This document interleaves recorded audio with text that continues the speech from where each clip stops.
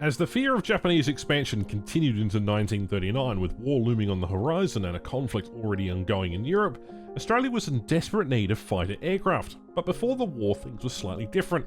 Australia's primary goal was to recover from the Great Depression, and the government at the time was trying to massively build out Australia's industrial might. In the 1930s, Australia had unlimited natural resources, from iron ore to coal to copper, and really this caught the attention of the Japanese government. Now, Japan had long desired access to Australia's iron ore deposits for her steel mills, and the Japanese ambassador to Australia at the time, Tatsuo Kawai, had written a book in which he said, "Japan is the pioneer of a new age. She is the hope of a new Asia."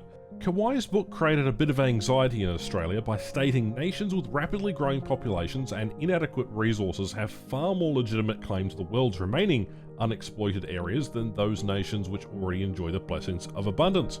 The Sydney Morning Herald described Kawai's literary work as performing the world a service in clarifying Japan's aggressive intentions. Now, the Australian government didn't really take kindly to this and was worried about Japanese aggression and its implications. Prime Minister Robert Menzies, the leader of the United Australian Party, appointed Justice of the High Court and former Government Minister Sir John Latham as Australia's first ambassador to Japan. This led to the appeasement of Japan, a series of trade routes and diplomatic endeavours to try and mitigate the Japanese aggression in Asia towards Australia.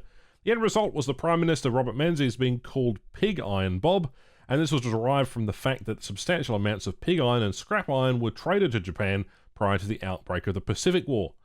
Well, what's iron ore and the outlook of war got to do with the Royal Australian Air Force acquiring Zero fighters, you ask? Well, on the 29th of October 1940, the Advisory War Council meeting was held in Melbourne, with several topics discussed. One of those present was John Latham. John apparently was approached by Japan to supply aircraft to Australia. The discussion was centred on keeping and maintaining good relations with Japan by ordering aircraft for the value of 500,000 Australian pounds, and a recommendation was forwarded to the Prime Minister, which he agreed to. On the 14th of November, the then Minister for Air was sent an advisement that in June 1940, Mitsubishi had actually indeed approached the Aircraft Production Commission in providing a service and training types for the Royal Australian Air Force. Negotiations continued, and as the department could not rely on Japan for continued aircraft production. However, negotiations continued whereby the company suggested a proposal to supply aircraft to the Australian Air Force of 250 unspecified types twin-engine aircraft. So, in theory, 250 unspecified aircraft were to be produced. The agreement was as follows: shipment to commence in 10 months, completed after 20 months thereafter, price per plane to be approximately 12,500 Australian pounds, payment to be made not in cash but by product, that being platinum, pig iron, scrap iron, nickel and aluminium and lead. Chief of the Air Force at the time gave his opinion, stating that all deliveries should be made immediately given the needs of the Empire Air Training Scheme. Ironically, on the 2nd of December 1940, the Advisory War Commission lists a notation on minute 50. It was recommended that further inquiry should be made to the possibility of obtaining immediate delivery of fighter types and of aircraft, and the importance of the continuance of negotiations was emphasised.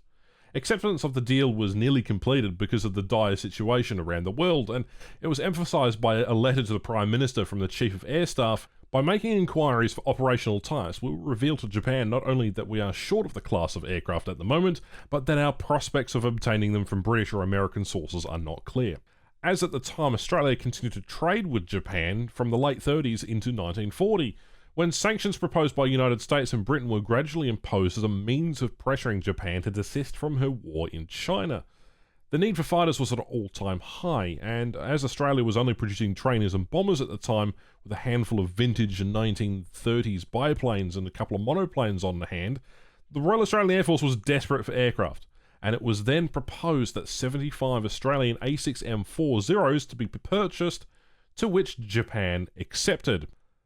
Interestingly enough, though, Australia flying the Mitsubishi Zero in Royal Australian Air Force colours in 1941 would be an interesting understatement nevertheless.